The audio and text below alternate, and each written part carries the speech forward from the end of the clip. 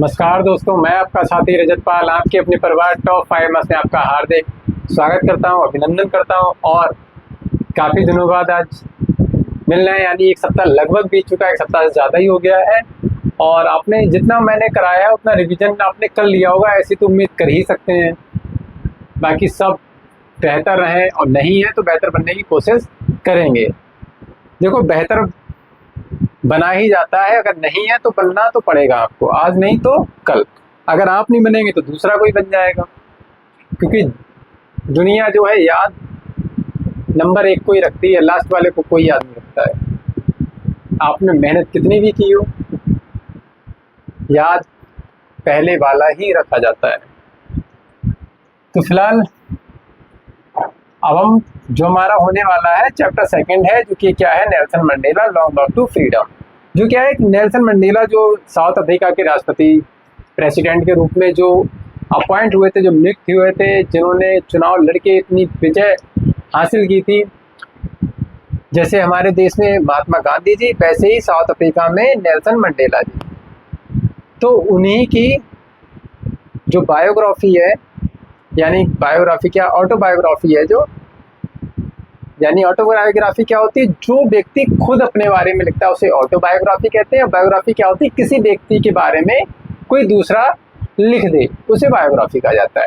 तो इनकी ऑटोबायोग्राफी है, यानी हमारे नेल्सन मंडेला जी हैं, इन्होंने खुद अपने बारे में ये सब लिखा हुआ है। ये है नेल्सन मंडेला जी, जिसने 1994 में क्या दिलाई थी अपने देश, यानी जो साउथ अफ्रीका है उसको, जो अंग्रेज थे यानी जो वाइट पीपल्स थे। अब जैसे साउथ अफ्रीका है क्या, मेनली जो है वो ब्लैक पीपल्स का है, यानी काले लोगों का, ठीक है। और यहाँ पे हुआ क्या था, जो वाइट्स आ गए थे, जो जिन्होंने क्या कर दिया, अब ऐसे ही नीतियाँ बना दी कि ब्लैक पीपल्स को बिल्कुल सप्रेस करके रख दिया गया। जैसे हमारे देश में हुआ था कि अंग्रेजों ने कुछ नीतियाँ, कुछ चीज़ें ऐसी लागू कर दी थी कि हमारे यहाँ जो भारतीय लोग थे उनको क्या करा जाता था, बहुत दबाया जाता था, बहुत शोषण किया जाता था उनका। फिर धीरे धीरे जाति व्यवस्था, जातियाँ बना दी गई, ये सब चीज़ें क्या हुई, धीरे धीरे हमारे अंग्रेजों के द्वारा लाई गई थी। तो ऐसा ही हुआ था हमारे साउथ अफ्रीका में। तो साउथ अफ्रीका जो नेल्सन मंडेला जी हैं, इन्होंने और इनके जो साथी थे, इन लोगों के सतत प्रयास से, बिल्कुल मतलब बहुत ज़्यादा प्रयत्न करने के बाद इनका देश आज़ाद हो पाया था और इनकी सरकार बन पाई थी। तो बस उसी जो इन्होंने जीवनी, मतलब जो अपनी ऑटोबायोग्राफी लिखी है, उसी में से कुछ पार्ट जो है आपका चैप्टर बनाया गया है। तो वही ये अब जो चैप्टर है, Nelson Mandela long walk to freedom, किसके द्वारा, नेल्सन मंडेला द्वारा लिखित है। जैसे अब शुरुआत होती है कहाँ से, 10th मई से। लिखा है, 10th May dawned bright and clear. For the past few days, I had been pleasantly besieged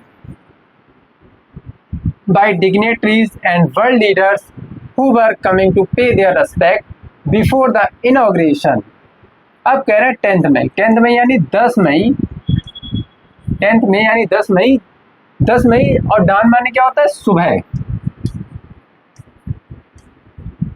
अब कह रहे हैं 10 मई की जो सुबह थी वो बहुत ज़्यादा ब्राइट और क्लियर, यानी बहुत ज़्यादा बेहतरीन, यानी कह सकते हैं जब अंधेरा हट गया पूरी तरह से, पूरे देश से अंधेरा हट गया, तो उस सेंस में कही जा रही है कि जो 10 मई की जो सुबह थी वो बहुत ज़्यादा ब्राइट थी, बहुत ज़्यादा क्लियर थी। ब्राइट माने चमकीला, क्लियर माने भी साफ, बहुत ज़्यादा क्लियर और साफ थी।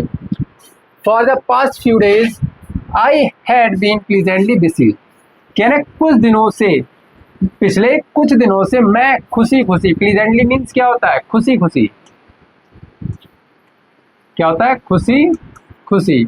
बिसीज माने घिरा हुआ, बिसीज माने क्या है, घिरा हुआ। कह रहे मैं खुशी खुशी घिरा हुआ था डिग्नेटरीज, यानी सम्मानित लोगों से।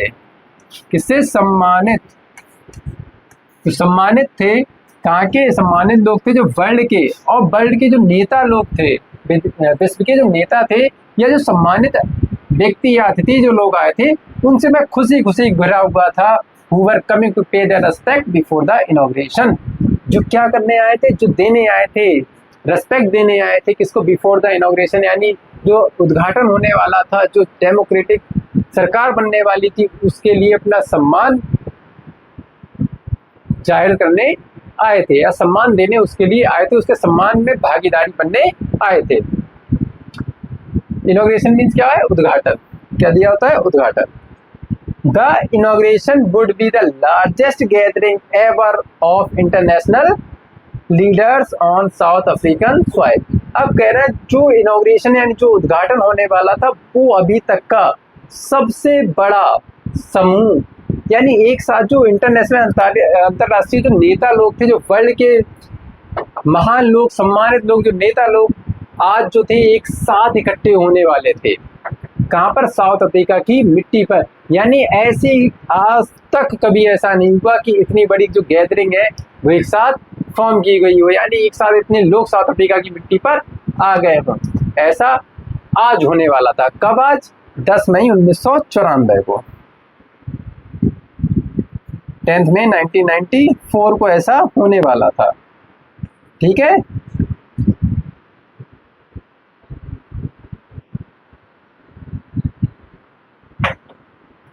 फिर है the ceremonies took place in the lovely sandstone amphitheater formed by the Union Buildings in Pretoria।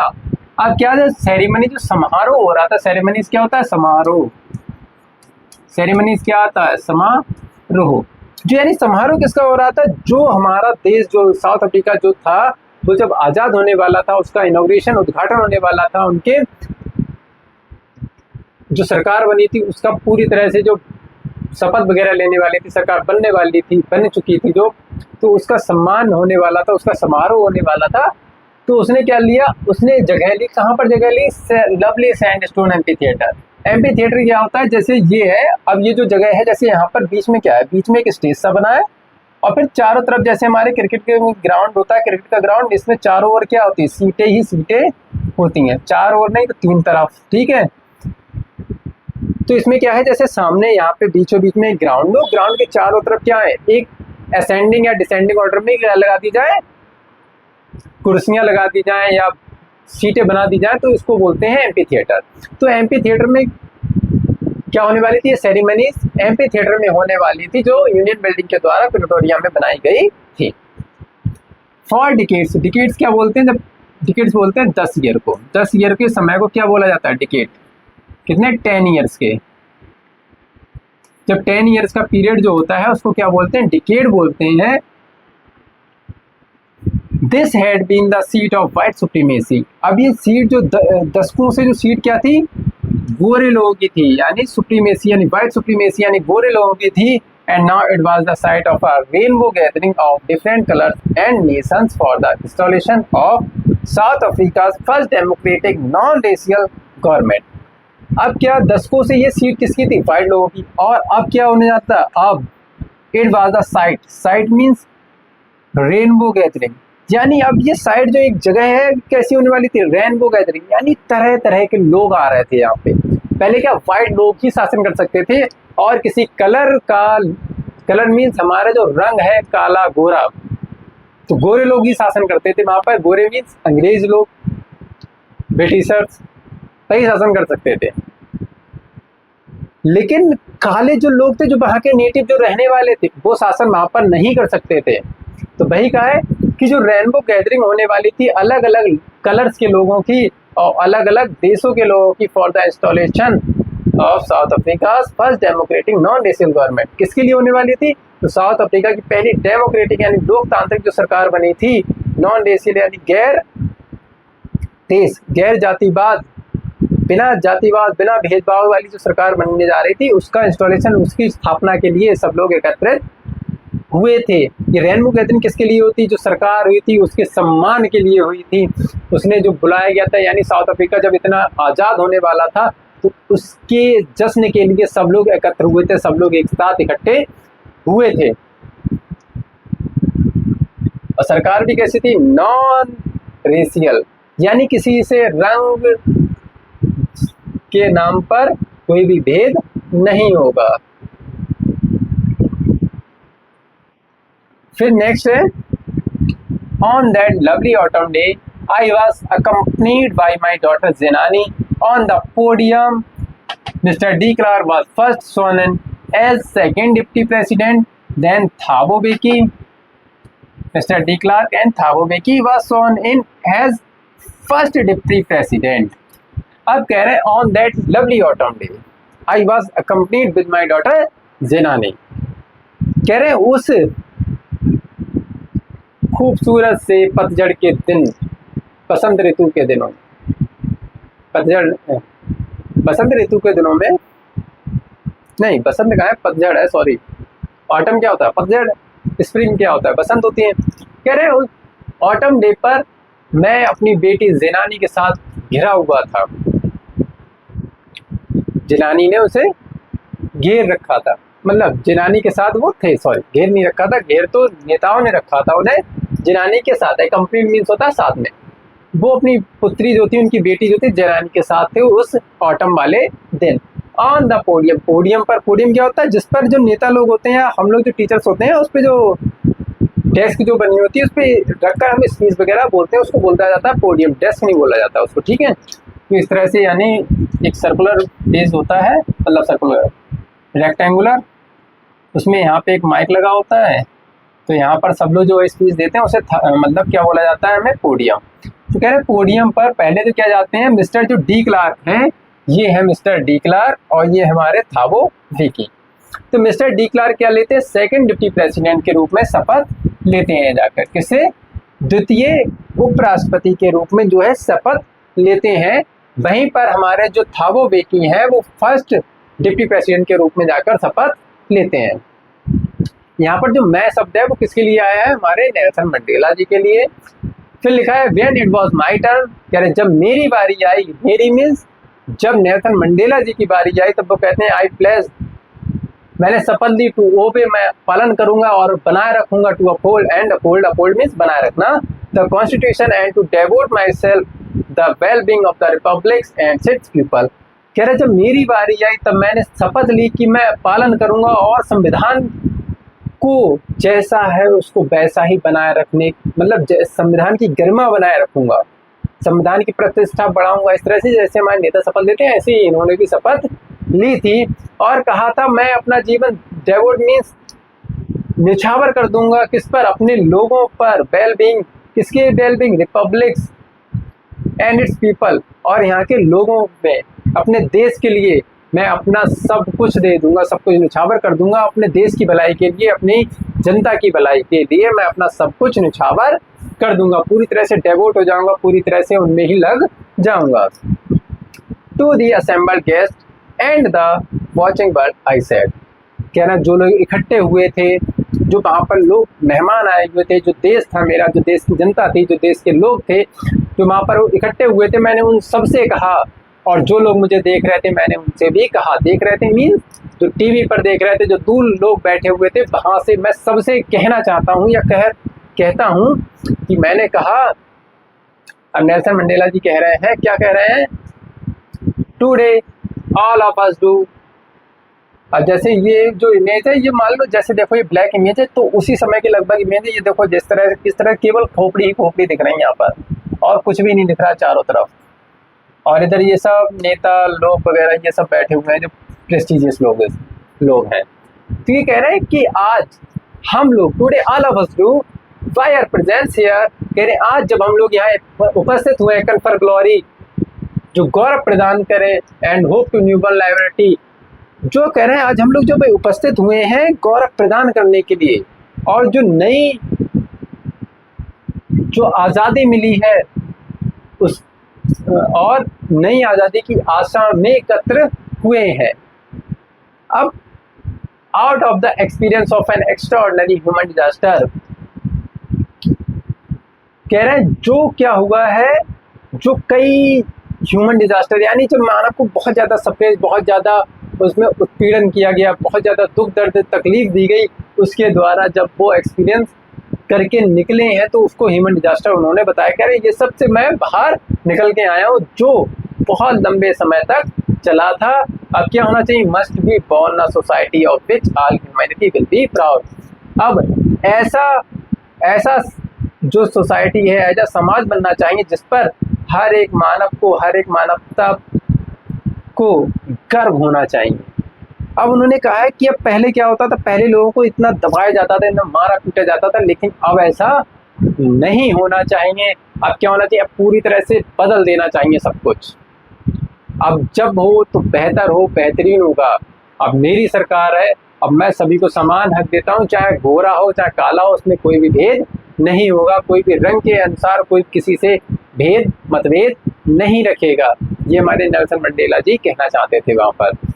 तो आज अगर हम देखें तो इतना, अगर देखा जाए तो इतना बहुत है आपके लिए। जैसे मैं फिर से एक बार रिकॉल करा देता हूँ इसी को। कह रहे 10 मई की सुबह बहुत ज़्यादा सुंदर होती है, कई वर्ल्ड के नेताओं से मैं घिरा हुआ होता हूँ। इनॉग्रेशन के दिन, यानी जो उद्घाटन होता है उस दिन, वो लोग जो है वो सम्मान देने आए थे जो इनॉग्रेशन होने वाला था। और जो इनॉग्रेशन है वो आज जो अफ्रीकन सॉइल है उस पर सबसे बड़ा गैदरिंग होने वाली थी, यानी सबसे ज़्यादा मात्रा में लोग आज इकट्ठे होने वाले थे। और जो समारोह है उसमें सैंडस्टोन एम्फी थिएटर में ये होने वाला था, जो यूनियन बिल्डिंग के द्वारा प्रिटोरिया में बनाया गया था। दशकों से ये जो सीट थी वो वाइट लोगों की थी, वाइट सुप्रीमेसी थी, उनका अधिकार था वाइट लोगों का। लेकिन आज जो होने वाली है वो अलग अलग तरह के, अलग अलग रंग के लोगों की गैदरिंग इकट्ठे होने वाले हैं, जो कि इंस्टॉल करना चाहते हैं, यानी जो स्थापना करना चाहते हैं साउथ अफ्रीका की पहली लोकतांत्रिक सरकार की और नॉन रेशियल गवर्नमेंट की, यानी बिना रंगभेद की सरकार की, उसका स्वागत करना चाहते हैं। कह रहे जो लवली ऑटम डे था उसको मैं अपनी बेटी जिनानी के साथ था।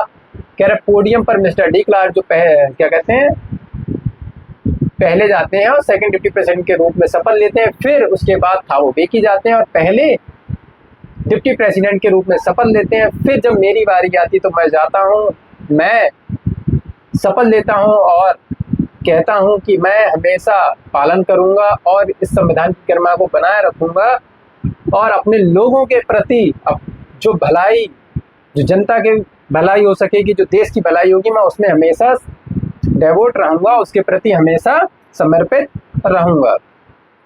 वहाँ पर उपस्थित जो लोग थे, जो गेस्ट, जो मेहमान आए हुए थे, मैं उनसे कहता हूँ, और जो संसार मुझे देख रहा था, टीवी वगैरह न्यूज़ चैनल जैसे भी देख रहा था, मैं उनसे कहता हूँ कि आज हम लोग जब यहाँ उपस्थित हुए हैं तो यहाँ पर हम गौरव प्रदान करने के लिए उपस्थित हुए हैं, और जो नई, जो न्यू बॉर्न लिबर्टी, जो आज़ादी हमें मिली है, उसकी आशा और उसको गौरव देने के लिए यहाँ पर उपस्थित हुए हैं। जो हमने कई सारे, जो ह्यूमन डिजास्टर था, कई सारी पीड़ा के, कई सारे उत्पीड़न के बाद जो हमने देखा है, जो बहुत लंबे समय तक चला था, आज एक ऐसी सोसाइटी, ऐसे समाज का निर्माण होने जा रहा है जिस पर हर एक व्यक्ति को गर्व होगा। ठीक है, इतना है। अब इसको पहले इतना पढ़ लें और एक बार जाके घर पे जरूर पढ़ें, क्योंकि ये चैप्टर ऐसा है कि पूरा पूरा नंबर देता है। चैप्टर आएगा तो पूरा इसी में से आ जाता है बेटा, 15 मार्क्स का आपका सिंगल चैप्टर से। ऐसा ही पहला चैप्टर है आपका, ऐसा ही दूसरा चैप्टर है, इनसे आता है तो पहले मतलब पूरे 15 मार्क्स का, और नहीं आएगा तो बिल्कुल नहीं आता है। कभी कभार ऐसा भी हो जाता है, छोड़ते नहीं सकते, क्योंकि सबसे ज़्यादा इंपॉर्टेंट ये तो चैप्टर है। पहला हो गया, दूसरा ये है, इस पे ज़्यादा फोकस करने की ज़रूरत है, क्योंकि ये जल्दी समझ में नहीं आती, क्योंकि एक इतिहास हो जाता है, बिल्कुल एक इतिहास की तरह ये कहानी चलती है, तो इसीलिए जल्दी समझ में नहीं आती है। बाकी देखो, कठिन कुछ नहीं है, इंसान ठान ले तो पहाड़ भी काट के रख देता है, पहाड़ भी तोड़ के रख देता है। बस आपके ऊपर है आप क्या करना चाहते हैं। बाकी किसी के साथ मिलते हैं कल, बाकी खुश रहें, मस्त रहें, ज़बरदस्त रहें। तब तक के लिए नमस्कार और मिलते हैं कल। नमस्कार, जय हिंद।